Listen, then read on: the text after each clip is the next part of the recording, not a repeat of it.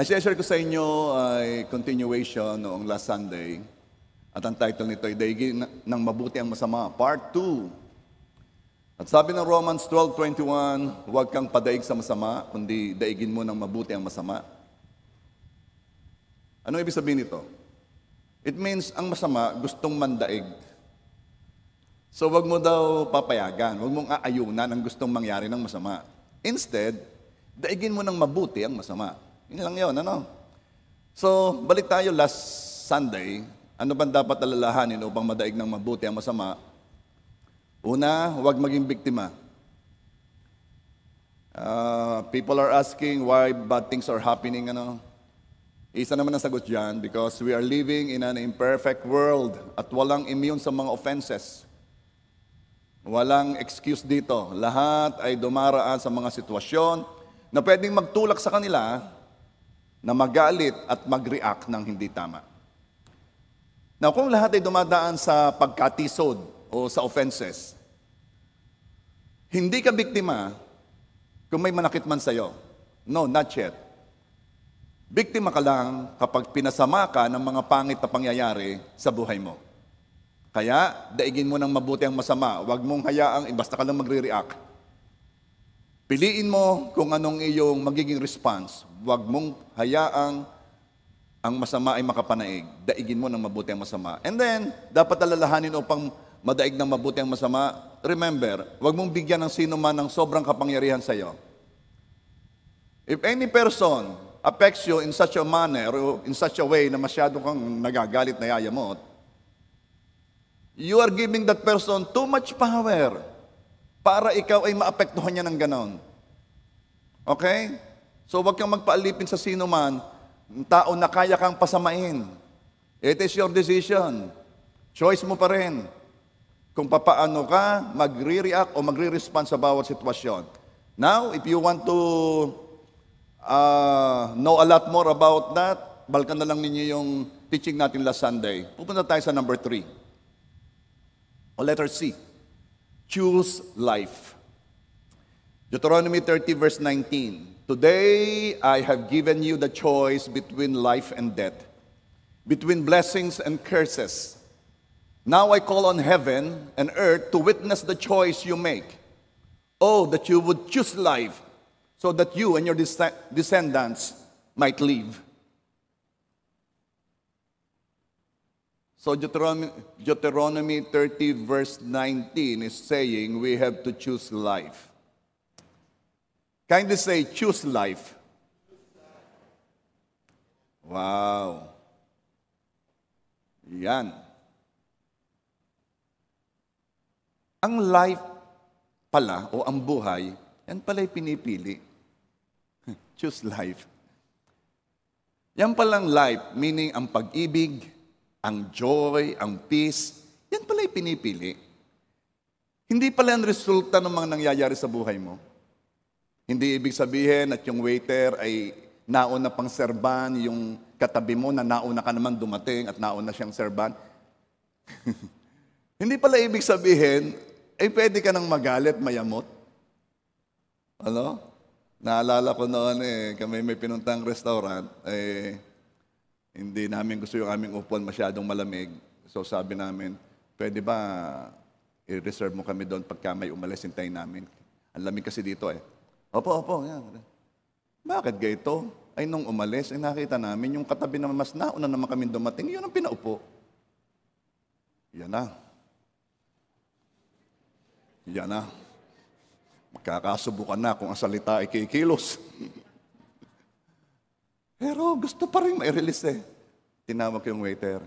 Di ba sabi mo, i-reserve mo sa amin yon? Sabi ng waiter, wala lang. Dire-diretso lang siya. Ay nako. Gusto nang lumabas. At sinabi ko, pagpasensyahan at naghahanap buhay. yung hindi makarelate, balkan ninyo yung mga 2 Sundays natin. Ano? Yung lagi ang sinasabi natin kapag kami nakakainis, pagpasensyahan at naghahanap buhay. So ang buhay pala'y pinipili. Hindi ito resulta ng mga nangyayari sa buhay mo. Hindi ka kailangan magpadala sa anumang pangyayari. Ang ating isipan, ito'y napakamakapangyarihan. Why? Because nobody can tell us to choose anything. Decision natin yon. We're going to choose how we are going to respond sa anumang sitwasyon. At simple lang pala, para maging masaya sa buhay, simple lang. Paano yon? Pipiliin lang natin ang buhay. Pipiliin lang natin ang pag-ibig. Pipiliin lang natin ang maging masaya. Pipiliin lang natin ang kapayapaan. It's just a matter of choice. At ang ating pinipili ang mag-shape o huhugis kung sino tayo at kung magiging ano tayo. Pero minsan, ang ating iniisip hindi buhay ang pinipili eh. We are not choosing life. Ewan ko ba, simula nang itinuro ko ito, sunod-sunod na yung mga pagsubok ko eh.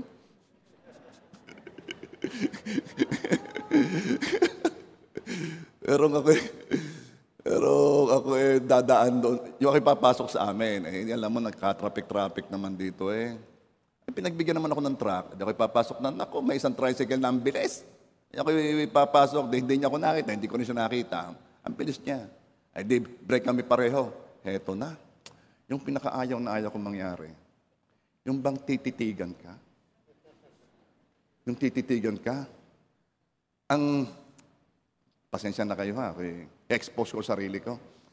Meron akong instant reaction pag gano'n yung pag hindi nag-isip. Ang instant reaction ko doon, tititig din ako. Pero gusto kong i-escalate. Bubuksan ko ang bintana para makita niyang tumititig din ako. Salamat na lamang at may Holy Spirit ako nakatabi. Sabi ni Pastora, pagpasensyahan na, naghahanap buhay. Ay, oo nga pala. Ay, napaka-ikli noong response time na yon, na talagang pipili ka ng, dapat split second makapili ka, or else mauna yung dating ito. Mauna yung dating ikaw. Yung pag may nambuli sa iyo, anong iyong reaksyon? Siyempre, i-escalate ko. Mambubuli rin ako. Dating ito yun. You have to choose life. You have to choose pag-ibig. You have to choose happiness. You have to choose peace. Simple lang pala. Kaya pala sabi, choose life. Pero minsan nga, ang ating iniisip ay hindi buhay ang pinipili. Pinipili niyang gawin ay ang makakasama. It could be bisyo o masasamang ugali na kahit ayaw ng taong yung gawin, ay lagi ang tendency, ayun ang gawin. Ang tawag doon ay stronghold o sa Tagalog, nagkuta ng kaaway. Ibig sabihin, ang hirap-hirap pigilan, stronghold na. Kaya may nagsasabing yan, taong yan magagalitin. Stronghold niya yan. Now, pag-usapan natin, paano daigin ang mabuti ang masama? Kailangan malaman natin kung paano nagsimula ang stronghold sa buhay mo. Kanya-kanya yan eh. Kanya-kanyang addiction. Kanya-kanyang tendencies doon sa mga ganong uri ng pag-ugali. Bakit ang ating leaning ay papunta doon? Bakit may tendency tayo na kumilos na pangit? Kasi itong sagot. Nung unang ginawa ang anumang bisyo o anumang naging bisyo, yung first time na ginawa yan, yung addiction sa pagkain, addiction sa computer games, addiction sa sigarilyo or nicotine, addiction sa alak or alcohol, addiction sa drugs o anumang chemicals, addiction sa immorality, etc. Nung simulang ginawa yan, may nag-stimulate sa ating brain which made the brain to want to do it again.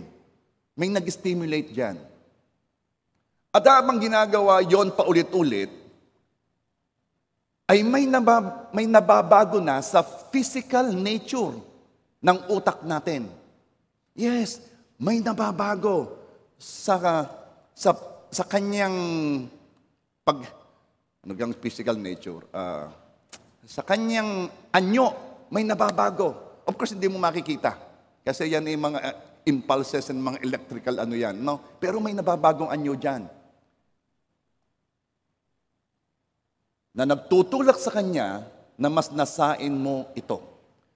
Ang mga damdaming mahirap pigilan, tulad ng yung damdaming pagiging matatakutin, magagalitin, maawain sa sarili, self-pity, yung mga damdamin o isipang yung pag-worry.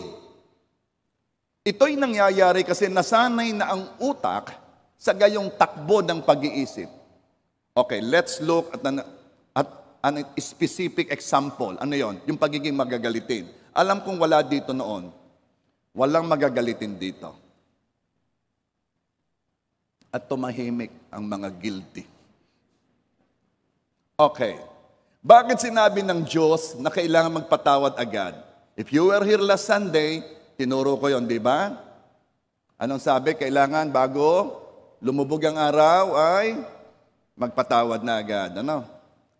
Bakit sinabi yun ng Diyos? Kasi gusto ng Diyos na iligtas tayo. Saan? Iligtas tayo na huwag maging stronghold yung emosyon na yon. Sabi ko last Sunday, sa pagtagal ng galit, mas kumakapit ito. Paano ito kumakapit? Okay. Kapag ikaw ay nasaktan, ano ang malimit mong ginagawa? Ito ang ginagawa mo. Iniisip mo yung sitwasyong ikay nasaktan. Ina-analyze mo. Tinatanong mo ang iyong sarili, Saan ako nagkamali? Iniisip mo, bakit nangyari ito? Anong kasalanan ko? Saan ka pupunta? Maninisi ka, malulungkot ka, magagalit ka. Next day, kinausap mo si Bess.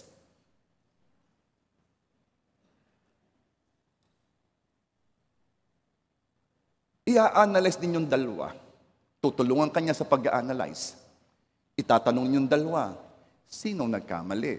Saan nagkamali? Paano nagkamali? Bakit nangyari yon? Anong pagkukulang? Maninisi, lulungkot, magagalit. Okay. Next. Nag-iisa ka na. Nag-iisa ka na. Anong gagawin mo? I-replay mo. I-replay mo sa iyong isip kung paano ka nasaktan. Bakit nangyari? Paano nangyari? Bakit nagkaganyon? Yun ang iyon yan. And you were thinking that the person who hurt you is still hurting you. Gayong ikaw na ang nananakit sa sarili mo.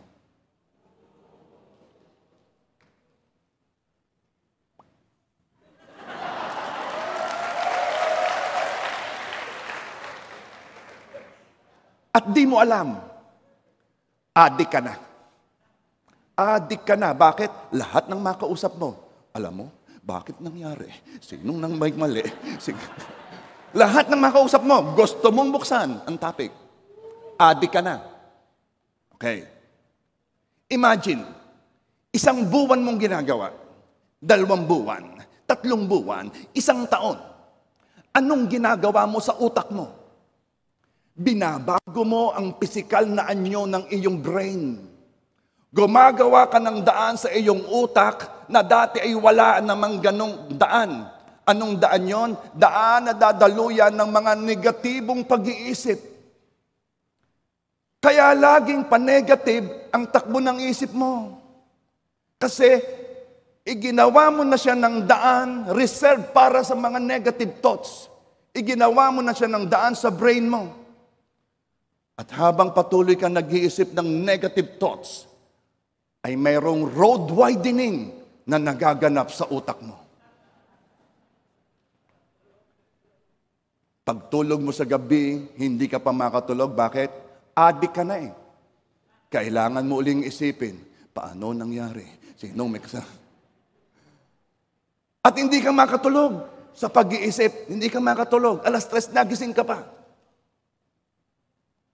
Alam ko, normal sa iba yon. Pero ito'y kaya hindi makatulog kasi iniisip niya.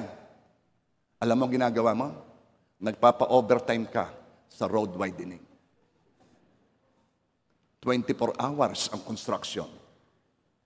Okay, si Dr. Caroline Leaf, siya'y author ng book na Switch on Your Brain. Okay? Sabi niya, tatagalogin ko na lang ha. Habang tayo'y nag-iisip, binabago natin ang anyo ng ating utak. Yes, nababagong anyo niyan habang tayo nag-iisip. Kung kusang itutuon ang ating pag-iisip sa magagandang bagay, maaalis ang daan sa ating utak na kung saan ay dumadaan ang mga pangit na iniisip at mapapalitan ang daang ito ng mga healthy thoughts. Wow! Nagtagpo ang science at ang Word of God. We are what we think.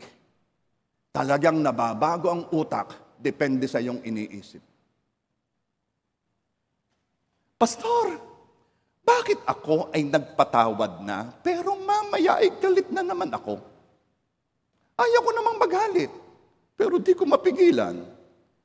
Kasi napakaluwang na ng daan sa utak mo na dinadaluyan ng pangit na thoughts. Sa tagal mong inisip,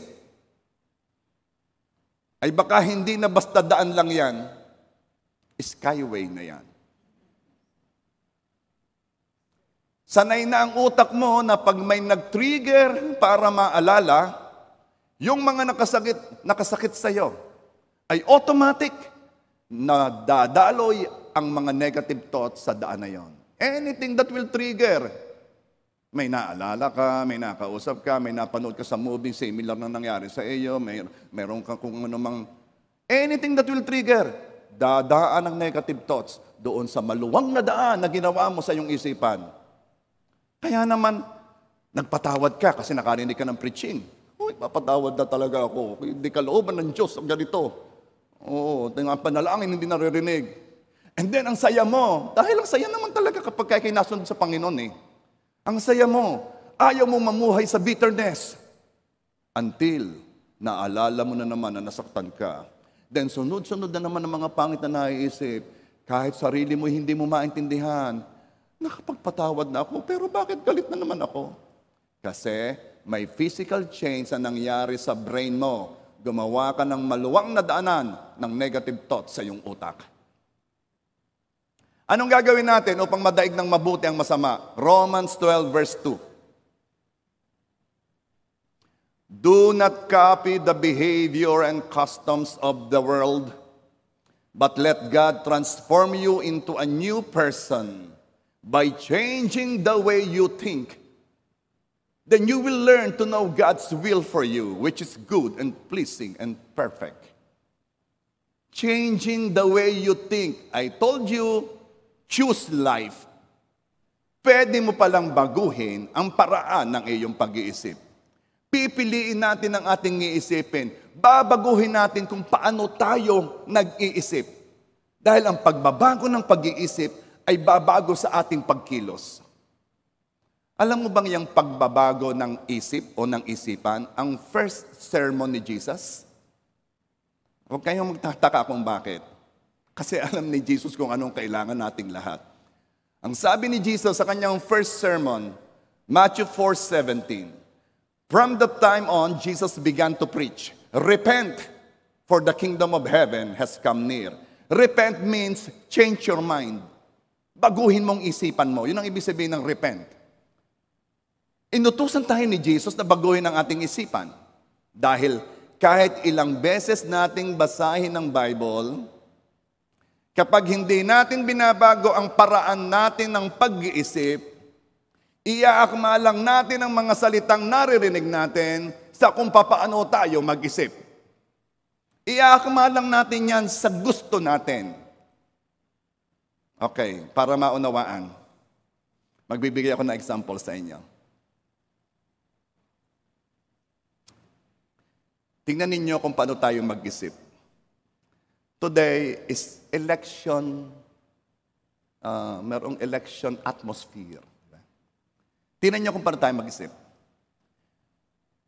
Sa pagpiling ng iboboto, As a pastor, may i-guide ko kayo kung anong katangian ng kandidato ang gusto ng Diyos. May i-guide ko kayo. Paano? I will cite to you verses. Salita ng Diyos. Sample, ha? Psalms 5 verse 6. Anong sabi nito? You will destroy those who tell lies. The Lord detests murderers and deceivers. O sa Tagalog, wawasakin mo ang mga nagsisinungaling at kinamumuhian ng Diyos ang mga mamamatay tao at ang mga nanlilinlang. So anong ibig sabihin ng verse na to? Ayaw ni Lord ng sinungaling, ayaw ni Lord ng pumapatay o nagpapapatay, ayaw ni Lord ng nanlilinlang. That's all I can do. Guide you. Another verse, Proverbs 15:27. Whoever is greedy for unjust gain troubles his own household, but he who hates bribes will live. Anong ibig sabihin nito? Ayaw ni Lord ng corrupt. Ayaw ni Lord ng greedy for unjust gain. Pero listen to this. Sino mang mag-cite ng mga verses sa atin at sabihin sa atin kung ano ang karakter na gusto ng Diyos na maging pinuno. Ano mang beses pakitaan tayo ng mga documents na nagpapatunay na yung isang taong ito ay ganito. Yon ay walang dating sa atin kung ganito ang paraan ng ating pag-iisip. Anong paraan yon? Ito yon. Ito yung ganitong uri ng pag-iisip. Alay, okay lang na patayin niyang masasamang tao. Galit ako sa adek.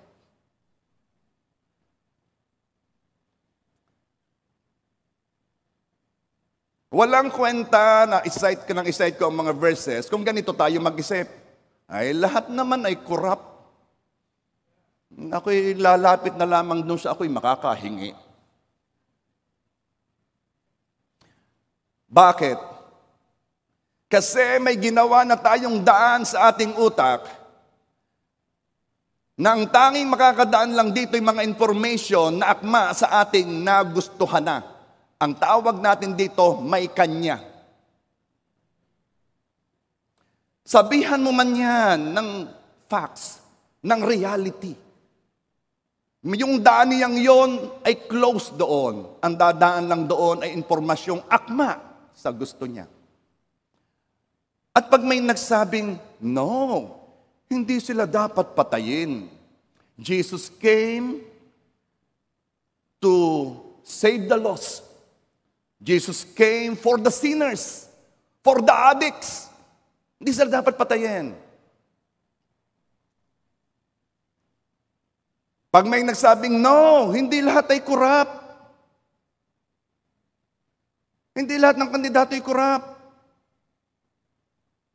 Alam mong sasabihin niya na nakabuo na ng daan sa kanyang isipan long time ago, the way he or she thinks, itong sasabihin niya, naninira kayo.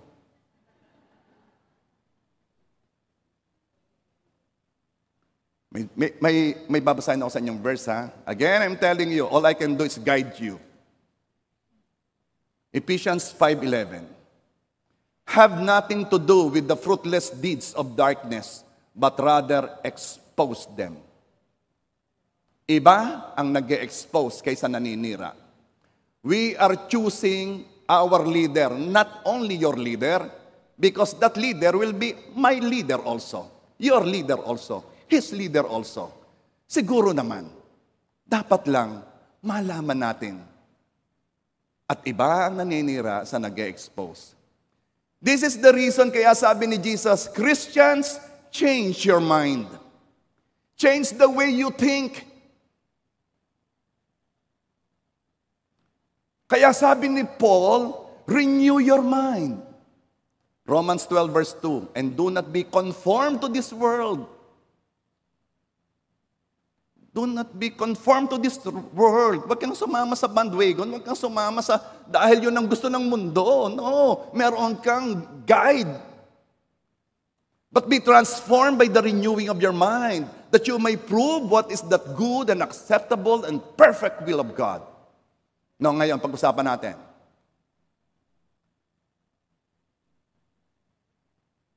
Ano ang ating gagawin upang mabago ang ating pag-iisip? Una, pipiliin mo ang truth. Piliin mo ang katotohanan. Ayaw natin ng hindi totoo. Sino dito ang gustong-gustong mabuhay sa hindi totoo? Di ba? Ayaw natin ng hypocrite. Ayaw natin ng fake. Gusto natin tunay. Anything. Basta tunay. Sabi nga nung isa magsalita ka, anong sasabihin ko? Miski ano, basta tunay. Gayon ang bumaba. Anything, basta tunay. So, tinignan ko ang ibig sabihin ng truth. Ano bang meaning ng truth? Truth is the state or quality of being true. Teka muna, parang pareho yan. Truth is the state or quality of being true, which is in accordance with facts or reality. Tagalogin ko, ha? Ang katotohanan ay katatayuan ng pagiging tunay o totoo. Ayon sa realidad at ayon sa mga facts or documents. Ayon sa talagang naganap. Okay? Yon ang truth. Okay. Now, punta tayo sa ating buhay. Ang problema sa definition na ito ay ang realidad ay depende lang sa nakikita. The Bible has its definition ng truth. May definition ng Bible ng katotohanan. The Bible says na ang katotohanan o ang truth is a person. What? Ang sabi ng Bible, ang truth ay person. Sino siya? John 14:6. Jesus said to him, I am the way, the truth, and the life. Si Jesus palang katotohanan. Ang tindi ng definition ng Bible, ano? Hindi siya nagsabi ang katotohanan ay kung ano ang totoo, ayon sa mga nakikita. No. Ang katotohanan ay si Jesus. Yan ang sabi ng Bible. Anong ibig sabihin nun, Pastor? It means Jesus and His words are more real than what you perceive as reality. Si Jesus at ang kanyang salita ay mas totoo kaysa iyong nakikita. That's why heaven and earth will pass away, but His words will remain. Lahat naman natin nakikita, hindi mo mawawala Ang mananatili lang yung totoo. At ang totoo ay sino? Ang salita ng Diyos, si Jesus. Yun lang ang mananatili. Yun lang ang truth, sabi ng Bible. Now, kailangan meron tayong basihan ng ating truth, ng totoo, ng katotohanan. Kayo ay nanalangin. Ito'y laging itong sinisimulan dito Ano yon, yung prayer of acceptance? Yung kayo ay tinatanggap natin ng Panginoong Jesus. If you remember, ganito ang naging prayer ninyo. Jesus, I accept you as my Lord. Panginoong Jesus, tinatanggap kita na Panginoon ko. Anong ibig sabihin nun? Ang ibig sabihin nun, tinatanggap mo si Jesus at ang kanyang salita na otoridad pagdating sa katotohanan. Kung inyong babalikan yung ating inawit kanina,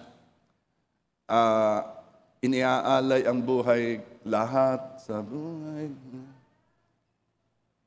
Kanta nga. Kanta. Help me.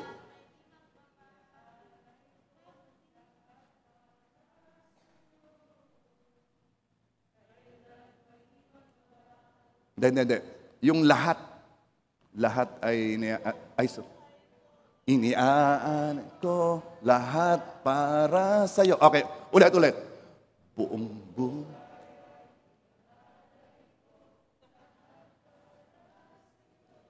Eko, iayos mo. Buong buhay ko, iaalay ko lahat para sa'yo. Alam mo yung ibig sabihin ng kantang yan? Buong buhay, iaalay lahat para sa'yo. Pati ang paraan ng pag-iisip mo, iniaalay mo sa Diyos. Hindi pwedeng may kanya ka. Kung tinanggap mo si Jesus na Panginoon mo, hindi pwedeng mayroon kang iyong pag-iisip, may paraan ng pag-iisip. Hindi. Masasamang tao yung adik, patayin niya. Hindi pwede. Tinanggap mo si Jesus na Panginoon. Therefore, tatanggapin mo ang katotohanan ng kanyang salita.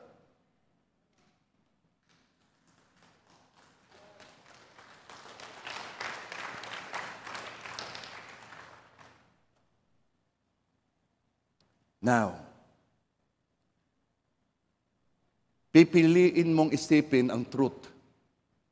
Ano mang ayon sa karakter at salita ni Jesus, yun ang truth. Philippians 4 verse 8, whatever is noble, whatever is right, whatever is pure, whatever is lovely, whatever is admirable, if anything is excellent and praiseworthy, think about such things. Pipiliin mo kung ano man ang ayon sa karakter at sa sinabi ni Jesus. Pipiliin mo na yun ang katotohanan mo. Hindi ang katotohanan mo ay ang sinasabi ng mga tao sa kanto. Hindi ang katotohanan mo yung sinasabi ng magulang mo sa iyo. Ang katotohanan mo ay ang karakter ni Jesus at ang sinabi ni Jesus. Anong sunod?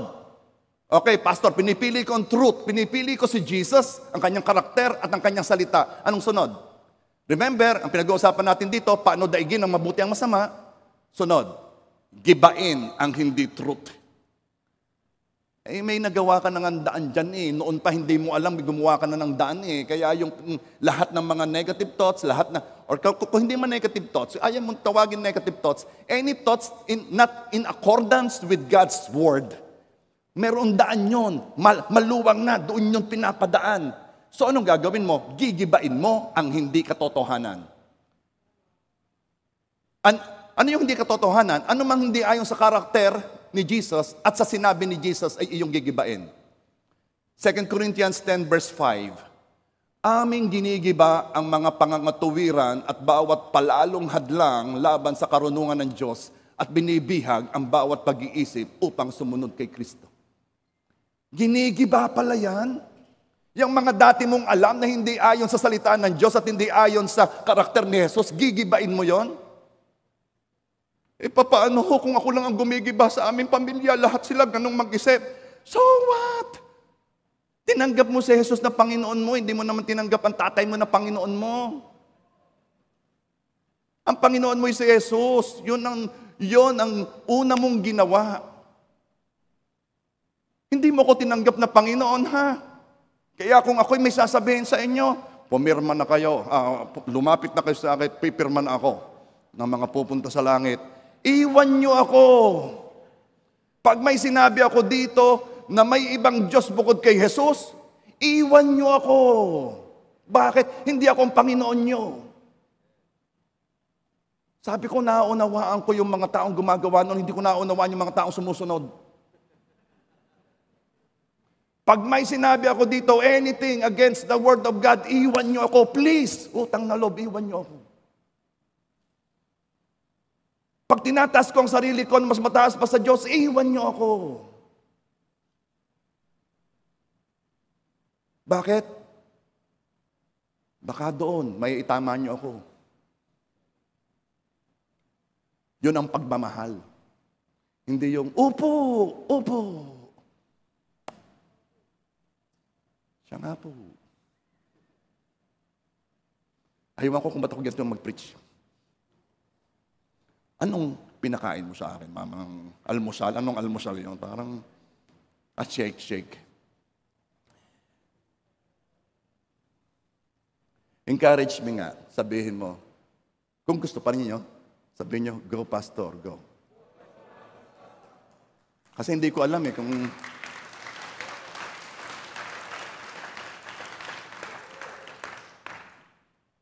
Okay. Kayo may sabi, manda kayo. Gibain ang anumang iniisip na hindi akma sa nature at salita ni Jesus. Hindi mo papopormahin ang anumang pag-iisip na hindi ayon sa salita at nature ni Jesus. Bigyan ko ikaw ng bala, weapon, para maipanggiba ka. Balik ako doon sa galit. Yun ang aking sample kanina. May ipanggiba ka sa iyong tendencyng magalit o yung hindi pagpapatawad. Kailangan mo ng panggiba Di ba? Ito yon.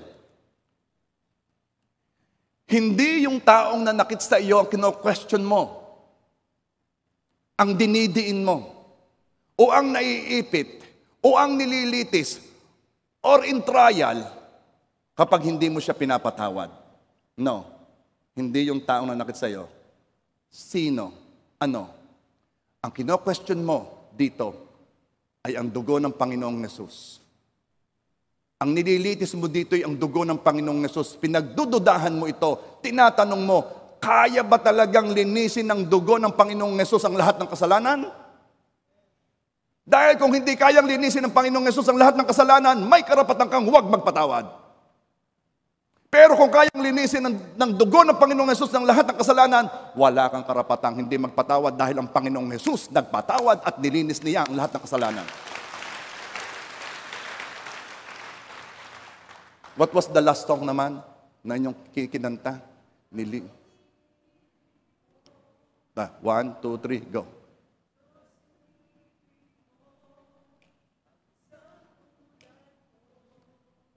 Sandali. Ilang kayo sa backup, ilang kayong sa worship team? Bakit isang naririnig kong boses? Sabay-sabay ha? 1, 2, 3, go.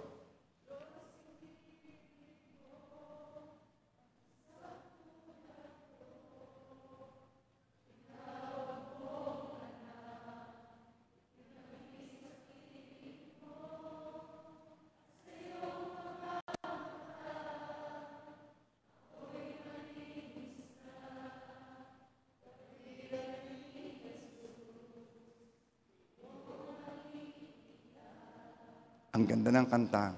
Pero please, wag mong kantahin kapag narong hindi ka pinapatawad. Bakit? Kasi nilinis ka ng Panginoong Hesus eh. Ba't yung iba, hindi mo hayaang linisin din ang dugo ng Panginoong Hesus ang kasalanan ginawa nila laban sa iyo? Mahina ba ang dugo ng Panginoong Hesus? Hindi ba kaya yon? Now, may panggiba ka. May panggiba ka. Gibain mo ang hindi katotohanan. Gibain mo siya ng katotohanan ng salita ng Diyos. Sunod. Pastor, marami akong dapat gibain. Alam ko. Kaya pupunta tayo sa letter C. Bihagin mo ang bawat pag-iisip. 2 Corinthians 10 verse 5, aming ginigiba ang mga pangangatuwiran ng bawat palalong hadlang laban sa karunungan ng Diyos at binibihag ang bawat pag-iisip upang sumunod kay Kristo. Binibihag yung mga pag-iisip na hindi ayon sa salita ng Diyos, hindi ayon sa karakter ng Panginoong Hesus, bibihagin mo upang sumunod kay Kristo. Sabi ko nga sa inyo kanina, choose life eh. Pipiliin mo kung anong iisipin mo. Lahat na pag-iisip ay bihagin at pasunurin kay Kristo. Huwag mong payagan ang mga negative thoughts na malayang makaraan sa utak mo. Discipline your mind. Kapag pa-negative na ang takbo ng isip, huwag pumayag sa gustong pagdalhan ito sa iyo. Bihagin ang bawat pag-iisip. Kaya mo yung gawin. Ikaw ang doorkeeper sa iyong brain. Ikaw ang tagabukas at tagasara dyan. Hindi ko tinatanggap ang pag-iisip na yan. Hindi ako mag-flow dyan, hindi ako lalangoy diyan sa takbo ng pag-iisip na yan. Dati ko na yung takbuhan ng isip, alam kong masama yan. At yung daang iyon, gusto kong paliitin ng paliitin. At yes, liliit yon. Habang hindi mo pinapayagan yung mga negative thoughts na magtagal. Liliit yung malawak na daang ginawa mong yon. At kahit merong mag-trigger, hindi na doon tatakbo ang iyong thinking. Paano bihagin ang bawat pag-iisip? Psalms 46 verse 10, be still and know that I am God. Tagalog, kayo'y magsitigil at kilalanin ninyo na ako ang Diyos. Ano ba ibig sabihin nito? Example ko sa inyo ha. May tumawag to somebody. Itong tumawag na ito, nagko-complain, nagrarant. Ito namang tinawagan niya, gusto niyang sagutin, explainan, na ikaw ay mali. Hindi ganyan ang dapat ang takbo ng isip mo. Hindi dapat ganyan ang iyong sinasabi. Hindi dapat ganyan ang iyong ginagawa. Pero yung kausap hindi makasingit. Bakit? Kasi yung kausap niya ay dire-diretso, rant ng rant, complain ng complain. Yung isa talaga hindi makasingit. Alam mo, yan ang ibig sabihin ng Diyos na be still and know that I am God. Patigilin mo ang ingay ng isip mo at kilalanin mo na may Diyos na gustong mangusap sa iyo. Patigilin mo yung ingay diyan. Na lagi na lamang ganyan-ganyan ang ginawa sa akin, ganyan ginawa sa akin. Tigil! The Lord wants to talk to you. And what is the Lord saying you? Forgive, because I have forgiven you. Don't let your anger lead you to sin. I came to save the lost. Ito, mabibihag natin ang bawat pag-iisip kung kusa mo itong patitigilin. Huwag kang pumayag na siyang masunod, yung isip mong yan, ikaw ang masusunod. Kung pipiliin mo, actively, pipiliin mo, na huwag i-entertain yung mga ganun thoughts. Mas madali mo itong mabibihag sa pananalangin at meditation ng salita. Pag marami kang salitang pumapasok at naririnig, mapupuno ng salita ang utak mo hanggang ito na ang bukang bibig mo. What the heart is full of, the mouth speaks. Pag punong-puno na ng salita, marami kang panggiba. Bihag na bihag mo yung mga negative thoughts na papasok. Kung may maisip ka man tungkol sa masakit na nangyari sa buhay mo, kung saan ang lalabas ang salita ng Diyos. Ay, mahal ako ng Diyos. Nilinis niya ako, pinatawad niya ako. May mga tao na nasaktan at pagkatapos ay nagpatawad. Sabi nila, alam mo, maisip ko man ay hindi na ako nagagalit. Talaga? Bakit? Kasi gumawa na siya ng ibang daan na mas malaki kaysa dating dinaraanan ng mga negatibong pag-iisip. Ito naman yung diversion road. Ewan ko kung kayo napapunta na diyan sa diversion road diyan na papunta sa Bawan, na ang daan ninyo doon sa Balete. Dati, napaka-traffic niyan, San Pascual, Bawan, ang traffic. Pero yung diversion na yun, ang luwang-luwang, ang luwag, lampas ka ng bayan ng Bawan. Nasa San Luis ka na agad, ang bilis. Makarating ng Tagaytay. Dayo. Bakit? Kasi gumawa ka ng mas maluwang na daan. Ba't ako dadaan sa matraffic? Ba't ako dadaan dito?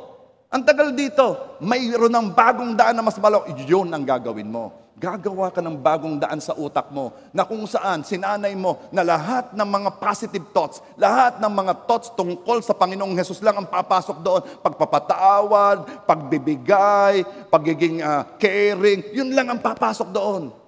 Make a new road. Kaya naman yung mga taong nasaktan pagkatapos ay nagpatawad, maisip man nila, hindi na sila nagagalit. Kasi may iba ng daan. Makakagawa ka ng bagong daan kung pipiliin mong isipin ang mabubuti. Na tuwing may magtitrigger para isipin mong masasakit na nangyari noon, pipiliin mong wag dumaan sa dating dinaraanan. Gumawa ka ng ibang daan para sa magandang iniisip. I want to close here. May mga tao na napakalawak ang daanan ng mga mabubuting iniisip sa kanilang brain. That by virtue of practice, ang lawak na noon. Kaya sila, iba ang pananaw nila sa mundo. Oh, I pray maging ganito tayo. Sila'y kalmado. Walang nakaka-stress sa kanila. Ano mang sitwasyong mangyari, kalmado sila. Parang walang makaka-rattle sa kanila. Parang napakahirap nilang ma-offend. Bakit? Because they listen more than they talk. Mas nakikinig sila kaysa sila nagsasalita. They love everyone, even their enemies. Ang kanilang kagalakan, ang kapayapaan ay nakakahawa. Ba't ga ito'y pagkasama ko, ako'y napapayapa rin eh. Pag may pinag-uusapang negative sa ibang tao, ang bilis niyang makaisip ng mabuti tungkol doon sa pinag-uusapan. Kaya pag siya'y nandoon, hindi masarap magchismisan. Bakit? Lagi siyang nagsasabi ng maganda tungkol sa pinagchichismisan. Alam mo talaga yung taong iyan, hindi ko maunawaan kung paanong takbo ng isip niyang taong iyan. Pag sinigan na rin, mag-iisip siya ng gayon. At heto siya. Pero yun anak ng Diyos. At saka yun mahal ng Panginoon. Namatay ang Panginoong Hesus para sa Kanya. Kung ano ang pag-ibig niya sa iyo, yun din ang pag-ibig ng Diyos sa Kanya. Wala. May mga taong ganyan. Full of love. Mas malawak ang daanang sa kanyang utak na kung saan dumadaloy ang magagandang thoughts. These people choose to love. They choose life. They chose to think whatever is noble, whatever is right, whatever is pure, whatever is lovely, whatever is admirable. They chose to think anything which is excellent and praiseworthy. They chose to see God's image in everyone. Kalabo ng taong iyon. Kaya bang yabang? Alam mo, siya'y nilikha rin ng Diyos ayon sa kanyang image. He was created according to the image of God. There is a God in Him. There is this spirit na binigay ng Diyos sa kanya. Anong ibig mo sabihin? Hindi pa tapos si Lord sa kanya. Pag-pray natin siya.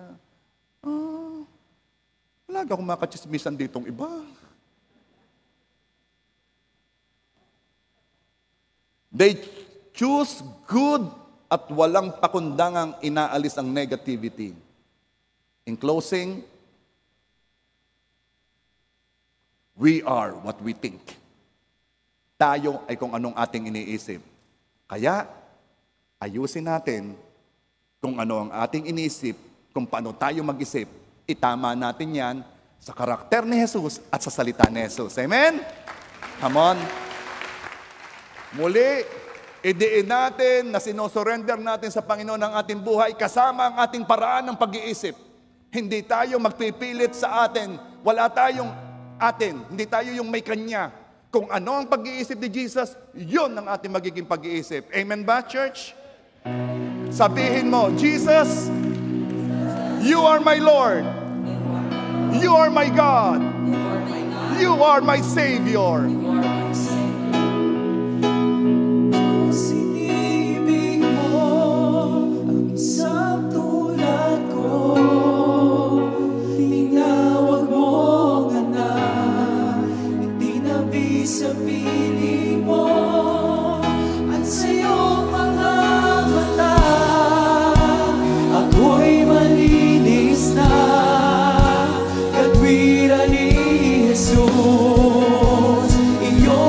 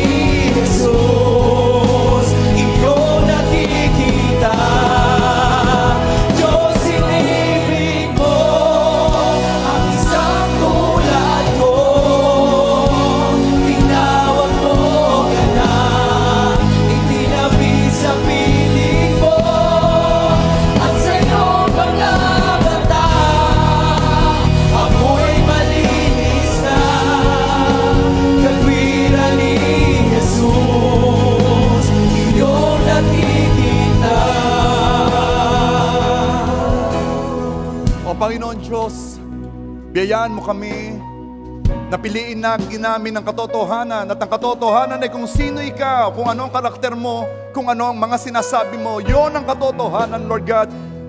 Biyayaan mo kaming piliin lagi namin ang truth. Ikaw yon, Lord God. Kung meron man kaming mga dati namin pinaniniwala, meron kaming dating takbo ng pag-iisip, Lord, gibain mo ito, tulungan mo kaming magiba namin ito. Magiba ito, Lord God, ng katotohanan. At Lord, I pray, biyayaan mo rin kaming bihagin ang lahat pang mga negative thoughts na gustong pumasok sa aming isipan. At tulungan mo kaming makabuo ng bagong daanan, ng mga magagandang kaisipan, magagandang thoughts, healthy thoughts. Lahat ng mga patungkol sa iyo, yun lamang ang tatanggapin ng aming isipan. Tulungan mo kami to choose life. Tulungan mo kami na piliin lagi ang umibig, piliin ang magpatawad, piliin ang maging masaya, piliin ang kagalakan, piliin ang kapayapaan. Tulungan mo kami, biyayaan mo kami, O Panginoon Diyos. At muli, Lord, binigyan mo ng kakaibang meaning yung aming pagtanggap sa iyo bilang Panginoon. Sinusuko namin ang paraan ng aming pag-iisip. Iyo to, Lord God. And we pray, ang aming pag-iisip ay maging katulad ng sayo. This we pray in Jesus' name. Amen. Amen.